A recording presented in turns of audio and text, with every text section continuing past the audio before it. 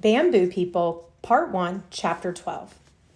The next morning, Ty's body is a silent lump under his blanket. I put on my uniform and creep out of the gym. The soldiers who kept guard overnight are cooking and getting ready for the day's work.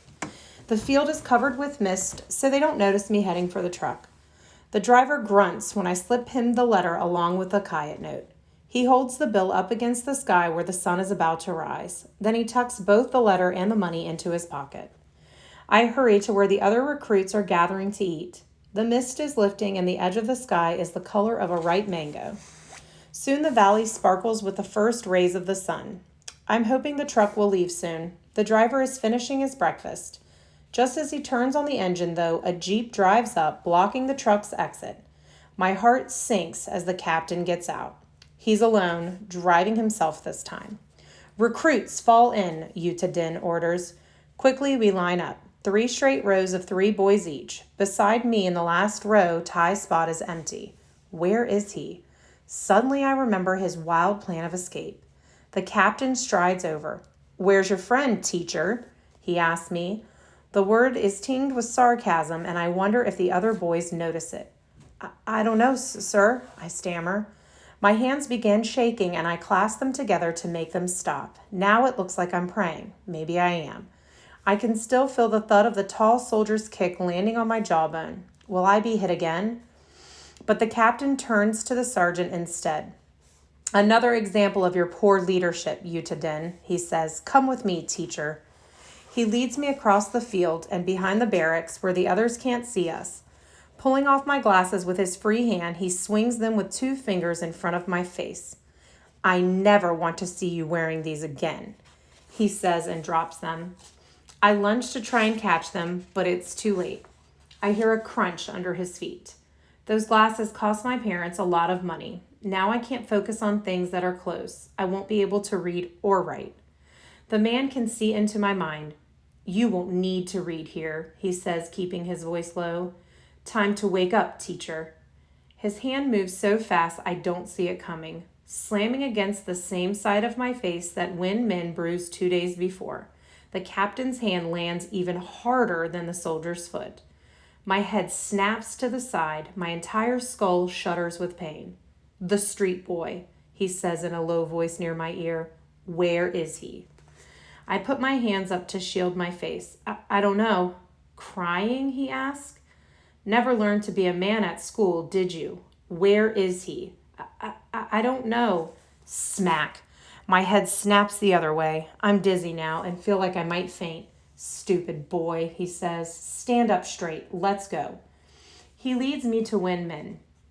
I brace myself for another blow, but the tall soldier doesn't kick me. Not yet, anyway. Instead, he cups his hands around his mouth. "Tell us where the street boy is, teacher, or I'll kick your head in," he bellows across the field. "Don't hurt him." It's Ty. He's climbing out from under the canvas piled in the back of the truck bed. Win Min gallops toward Ty, stick uplifted. Soldiers and recruits push forward in their eagerness to watch. I seize my chance, darting behind the barracks and fumbling into the tall grass for my glasses. Good. Here they are. The left lens is cracked, but the lens for the right eye is okay. At least I'll be able to see through one eye. I put the glasses into my pocket and dash back, hoping no one noticed. Nobody did.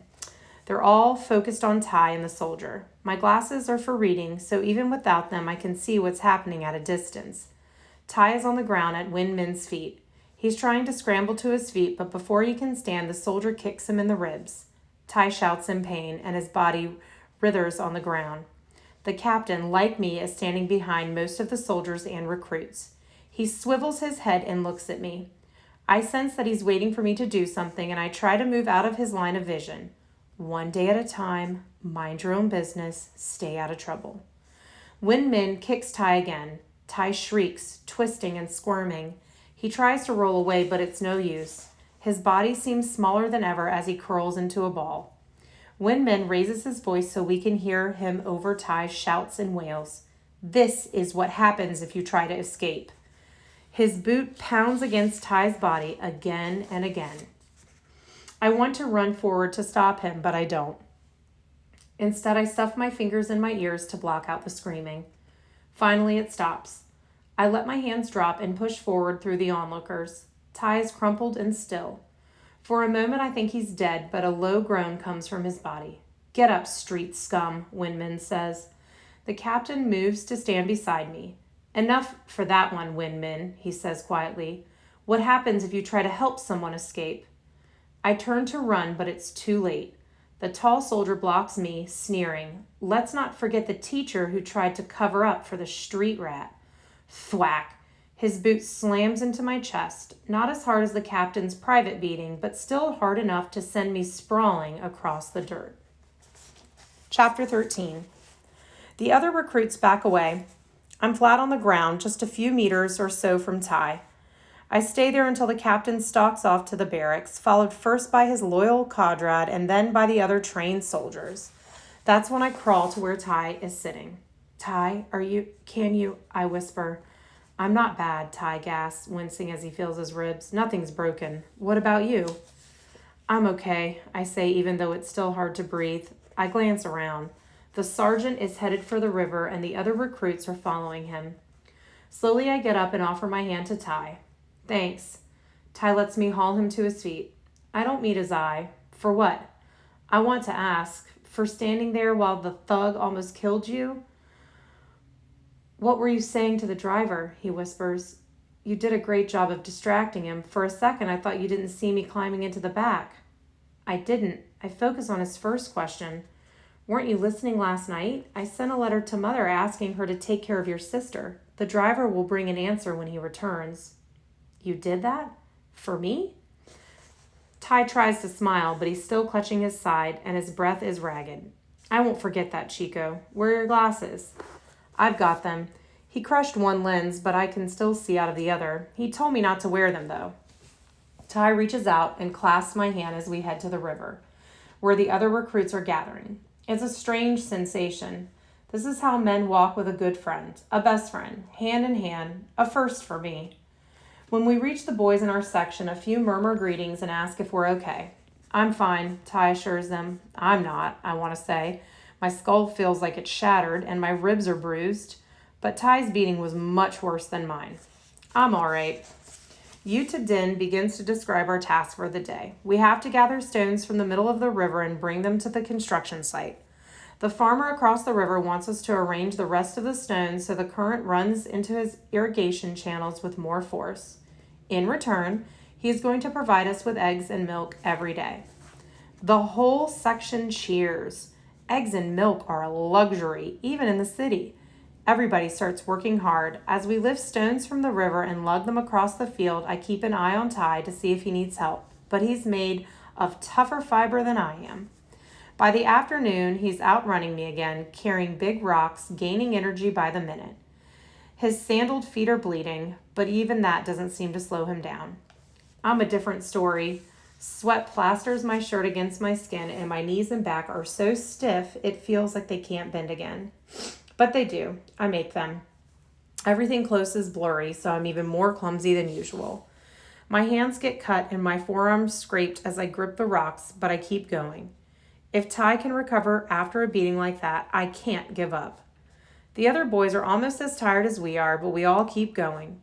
By the time the sun sets, stones are piled high where the latrines will be built. The river pours water cleanly and quickly into the farmer's irrigation channels. "At ease," orders Yuta Din finally, and we slump to the ground groaning. Tomorrow we'll start construction. The work will be a bit easier. The captain comes out from the barracks to inspect our work. He calls the sergeant over and they speak in low voices. Then he walks to his jeep and climbs in. I breathe a bit easier. Maybe he's leaving camp for good. But Yuta Din beckons to Ty and me. His expression is annoyed. "Tough luck, boys," he says. "The captain wants to talk to you." Chapter 14. Ty and I make our way to the jeep while the others stumble to the gym. I swallow my fear as we approach the silent figure in the driver's seat. Ty moves forward to stand right beside the jeep. I feel a twinge of envy. What would it be like to feel so brave at a time like this? "Did you think you'd get away with only a beating?" the captain asks Ty. "No, sir," Ty answers. "You're right. If you're to serve Burma, you must learn the meaning of obedience. There's always a few like you in every group. Come closer, teacher." I step forward, my eyes on the ground. What's the matter? You crying? I don't answer. Both my cheeks are tender to the touch from the smacks and kicks I received earlier. He spits on the ground at my feet. Do you hear me? Answer when I ask you a question. Yes, sir, I manage. The sergeant said you have some work for us, Captain, Ty says quickly. I do. Once everyone else in the camp is asleep, the two of you are to move that pile of stones back into the river, right where they were before. Complete the job before morning without a word to anyone. Understand? I look up. Am I hearing him right? I must be, because Ty looks as astounded as I am. But, sir, he says, 10 recruits spent the whole day clearing the river. How can the two of us put the stones back before morning? And don't we need them to build the latrines? Put those stones back. There's a small cell in our barracks for recruits who don't obey. The ceiling's so low you can't stand. If I hear that you didn't do the job, you'll each spend a week in there, alone. He turns on the engine and roars off into the night, leaving us staring hopelessly at each other. How can the two of us reverse a task that's taken so many an entire day to accomplish? And even if we manage to lug back all the stones, you to Den and the other recruits will be furious. And what will the farmer say? He asks us to complete the job by tomorrow. The whole camp will lose the promise of milk and eggs. The captain's elite soldiers have lit a bonfire near the gym. Have fun, boys, one calls as we walk off into the twilight. Captain told us about your assignment. Don't go anywhere now. It might be fun to hear the leopards enjoying a midnight snack. They laugh as we head over to the pile of stones looming like a mountain in the darkness. I take a deep breath and stoop to pick up a stone. Might as well tackle the biggest ones while I have energy from dinner, before I collapse. Ty is gazing off into the distance. He says. I straighten and follow his line of vision.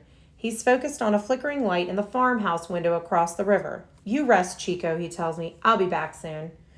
We have to get started, Ty. Where are you going? Didn't you hear what those guards said about leopards prowling out there? I won't go into the jungle. I shake my head. Do you want another beating? You barely survived the last one. Ty shrugs.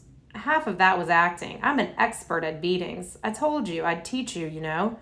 Don't worry, there's always an easier way. He's gone, sprinting to the riverbank as if his bruised feet are starting their day. The darkness swallows him as he splashes away, and I'm alone. I turn back to the pile of rocks. How are we ever going to get this job done? Every bone and muscle in my body is aching. Maybe I should rest for a few minutes, I think. Can't help myself. I lean against the pile and close my eyes. A rustling creak and a loud splash bring me to my feet with a start. I've been asleep, but for how long? Then I see it, a dark shape growing as it approaches. What is that thing? Some animal from the jungle? Is this how I'm going to die? Do something, you idiot. Call for help. But before I can cry out, Ty's voice comes through the darkness. Chico, it's me. Say hello to Jan and Gon. I peer into the darkness, but I still can't make out exactly what's coming toward me. Why is Ty's voice coming from such a height? What? I've got the farmer's 2 buffalo. How'd you manage that? I asked, trying to register that the bulky monster is actually 2 large, docile water buffalo pulling a cart. I told him we needed them to complete his job by tomorrow. He grumbled a bit, but he agreed. Ty's teeth flash in the moonlight as he jumps off the cart. We use the animals to pull the rocks across the field, but we still have to pile them into the cart. Each rock becomes harder and harder to lift, and Ty leaves again to scavenge in the construction site. Go check on those guards, he tells me. I tiptoe back until I see the silhouettes of the soldiers. They're flat on the ground and I hear them snoring. Ty has found a long plank. Resting it against the cart like a ramp, we roll and slide the biggest boulders along its length. The buffalo makes short work of the distance across the field, and after only 3 trips, the job's done. The 2 of us, using the sturdy creatures, a plank, and the cart, have moved the stones back to the river in just a couple of hours. After Ty returns the cart and buffalo to the farmer, we creep past the sleeping guards into the gym, change into our long eat, and slide under our blankets. What time is it? I whispered. About midnight, I think. What will we tell you to Den in the morning? Trust me, Ty murmurs sleepily. I stay awake for a while, too tired to fall asleep. Beside me, Ty snores lightly, and I remember back to when I first saw him. Uneducated boy, I thought then. Who does that kid think he is? Tonight, all the book learning in the world couldn't have helped me finish that impossible job on my own. Da Widow was right. I do have a lot to learn.